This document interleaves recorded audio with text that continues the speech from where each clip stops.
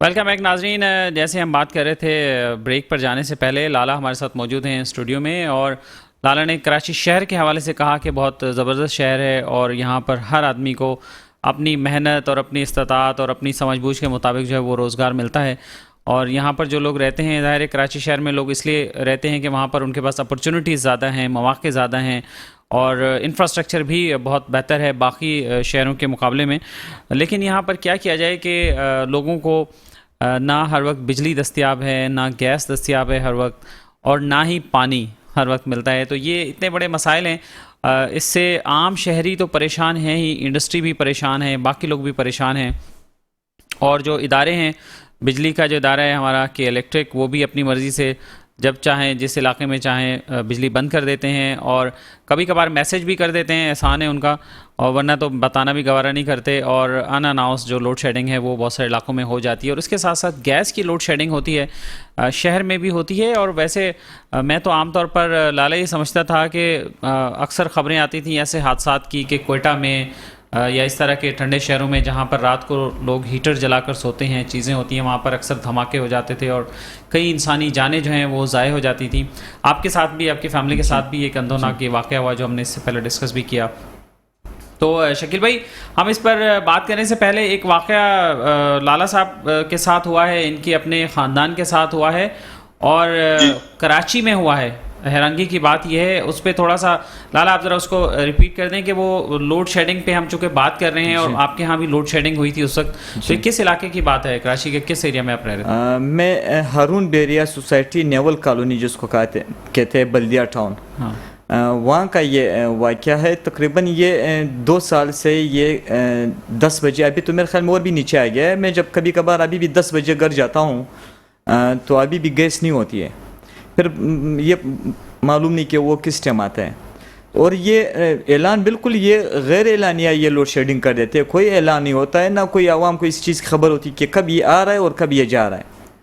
तो मेरे ख्याल में मैसेज हमें तो ना, मैंने तो नहीं देखा है कि इन लोगों की तरफ से कोई मैसेज आया है या कोई ये। और आपके यहाँ जो वाक़या हुआ वो भी अभी रिसेंट सर्दियों में हुआ? जी, ये मेरे साथ वाक़या 25 दिसंबर को हुआ, छुट्टी का दिन भी था। और तो वहाँ पे क्या था, वो आपने गैस का चूल्हा जल रहा था कमरे में या क्या होता? ये मैं आपको ये बता दूं कि ये हमारी अफसोस की बात मैं ये कहूँगा कि 25 दिसंबर कायद-ए-आज़म डे भी है और मेरे ख्याल में क्रिसमस भी है। इसके बावजूद इतने बड़े बड़े एक दिन होते हैं, उसके बावजूद भी ये लोड शेडिंग वहाँ पे उस दिन हुआ था।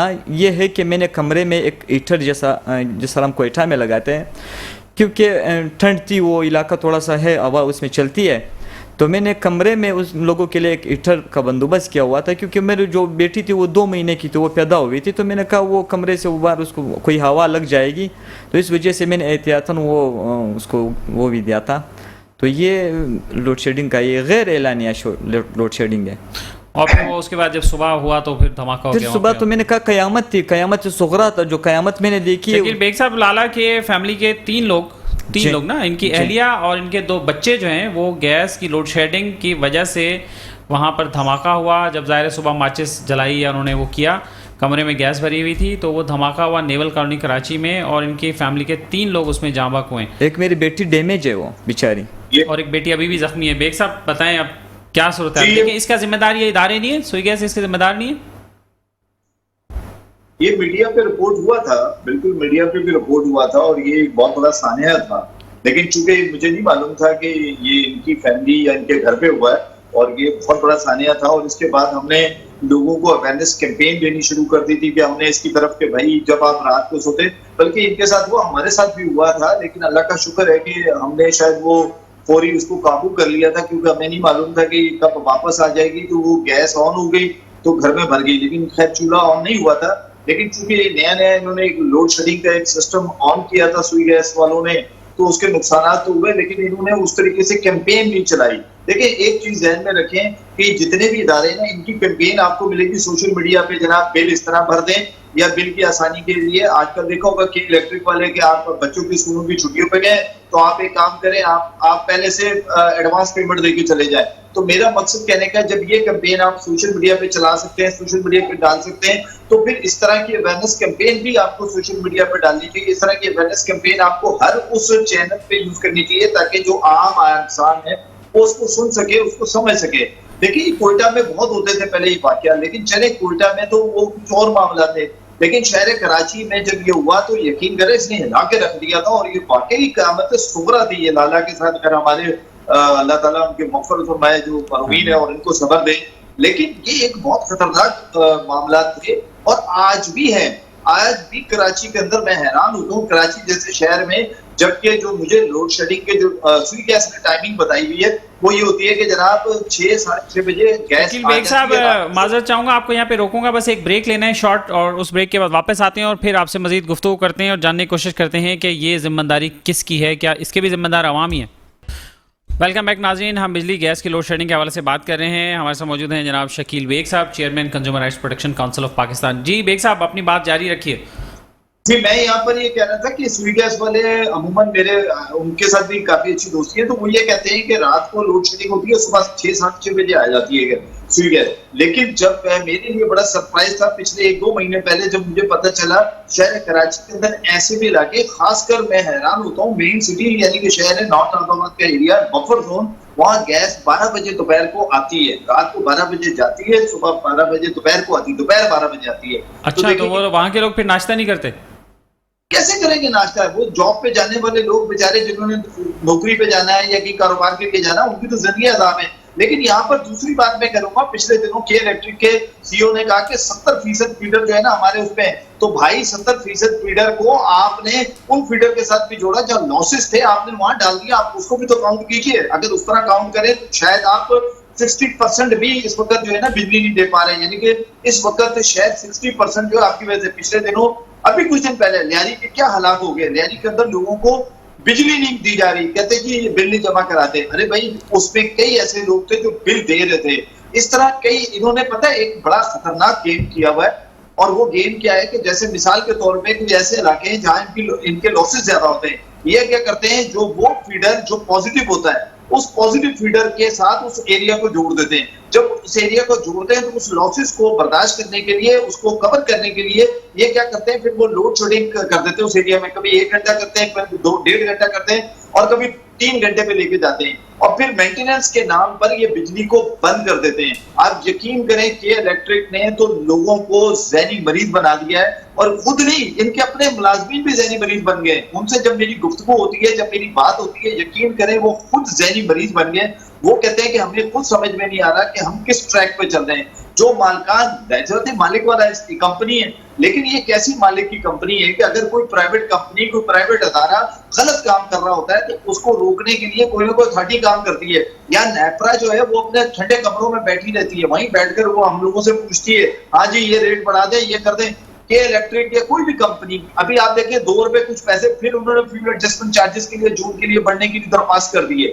तो कहने का मेरा मकसद ये है कि बिजली महंगी से महंगी तरीन हो रही है, उस पर टैक्सेस इतने ज्यादा लगे हुए हैं, टैक्सेस के साथ साथ अच्छा टैक्सेस और ज्यादा ऐसे हो जाते हैं, यूनिट जैसे ही वो बढ़ता है यानी कि वो उसकी कीमत बढ़ती है, फिर उसी तरह टैक्सेस के साथ होता है। ऐसा नहीं है कि फिक्स टैक्स हो के चलो जी 1000 रुपये आपने ले लिया, ऐसा नहीं है, आपने जितने यूनिट। और फिर मैं यहाँ पर चूंकि टाइम कम है, मैं सार्फिन को ये भी बता दूं, कई मरतबा होता है कि मीटर की रीडिंग करने वाला जो डेट होती है उससे 5 दिन 6 दिन के बाद आके रीडिंग करता है, तो आपका स्लैब बदल चुका होता है। उस स्लैब की सजा आपको ये मिलती है कि आपका बिल जो होता है वो ज्यादा जनरेट होता है। इसके अलावा अब आजकल नया चीज हो गई है कि जब पीक आवर्स एंड जो ओवर्स है इसका बहुत ख्याल रखें, क्योंकि 3 फेज के ऊपर पीक आवर्स इंप्लीमेंट होता है। 5 6:30 बजे से लेकर 11 बजे तक का ये टाइम होता है। इसमें कोशिश करें कि आप अपने आप को बचाएं, क्योंकि उसमें ये यूनिट इंतहाई महंगा कर देता है। अच्छा, यहाँ पर एक ऐसी वीडियो एक दोस्त ने भेजी है, आप अगर इजाजत दें तो वो मेरे पेज पर पड़ी, अगर कहें तो मैं पेज अनाउंस कर दूं कि अगर चाहें तो जी कर दें बता दें। CRPC.pk के नाम से फेसबुक का पेज है, वहां पर वो वीडियो रखी हुई है, एक दोस्त ने बनाकर डाली थी, वो हमें दी। वो उसमें उसने बताया है कि ये टाइमिंग उसके अंदर वो गलत उन्होंने की हुई थी मीटर के अंदर, फिर जाकर उस बंदे ने किस तरह ठीक किया, वो सारी उसने वो एक्सरसाइज करके दिखाई है। ये सार्फिन के लिए वो वीडियो बड़ी अच्छी है, आप उसको देखें ताकि अगर कहीं खुदा न खास्ता, क्योंकि अगर उन्होंने टाइमिंग गलत की हुई है तो पता चल रहा है कि आपकी घड़ी में तो बज रहे हैं 5, मीटर की घड़ी में बज रहे हैं 6:30। तो आप तो आगे ना रगड़े में, एक आधा घंटा उसने इधर से ले लिया, एक उधर से ले लिया। तो ये बड़ी सभाएं। और एक आखिर में मैसेज ये दूंगा। अच्छा, मीटर की घड़ी भी चेक करनी पड़ेगी अब? जी, मीटर के अंदर बकायदा इसके अंदर टाइमिंग होती है, उसकी घड़ी होती है, उसने उसी तरह काउंट करना था, उसी तरह वो ऑफ एंड पीक आवर्स को उसी तरीके से लेता है, of and on peak hours उसी से वो कवर करके आपकी जेब के ऊपर डाका मारा जाता है, तो वो उससे लेता है। दूसरी बात यह है कि आपके घर पे यूपीएस लगा हुआ है, जनरेटर लगा है, सोलर लगा है, तो खुदारा अपने मीटर को, न्यूटन का कोई सिलसिला होता है कि इलेक्ट्रिक किसी बिजली वाले को बुलाकर उसे मशवरा कीजिए कि आपको वो जब बिजली जाए तो उसे हटा दें, वरना आप जनरेटर यूज करें, यूपीएस यूज करें या फिर सोलर, आपका मीटर चलता रहता है, उसकी लाइट नीचे चल रही होती है, जबकि आप लोड शेडिंग के अंदर होते हैं, लेकिन आपको वहां सजा मिल रही होती है। उस सजा से बचने के लिए मैं हमेशा लोगों से कहता हूँ कि खुदारा आप उस पे जाइए, अपने किसी अच्छे इलेक्ट्रिशियन को बुलाकर। बिल्कुल ठीक है शकील बेग साहब, ये वाला पॉइंट भी आपका इंपॉर्टेंट है। और बस लास्ट बात ये कि जो गैस की लोड शेडिंग जैसे वाक़या हुआ लाला की फैमिली के साथ, और इस तरह खुदा न खास्ता और कोई वाक़या ना हो, तो ये गैस की लोड शेडिंग अगर करनी भी है तो ये फिर दिन के टाइम पे इनको करनी चाहिए ना, कोई ऐसा टाइम रखना चाहिए कि दिन के औकात में उसको एडजस्ट करें, ताकि रात में खुदा न खास्ता इस तरह के वाक़या जो है ना हो। बहुत शुक्रिया आपका शकील बेग साहब, हमारे साथ मौजूद रहे हैं। और जनाब अब्दुल लतीफ़ लाला साहब, आपका बहुत शुक्रिया, आप हमारे साथ मौजूद रहें। और नाज़रीन, इसके साथ ही अपने मेज़बान अख्तर शहरीन को आज के प्रोग्राम से इजाज़त दीजिए। अपना ख्याल रखिएगा। अल्लाह हाफ़िज़।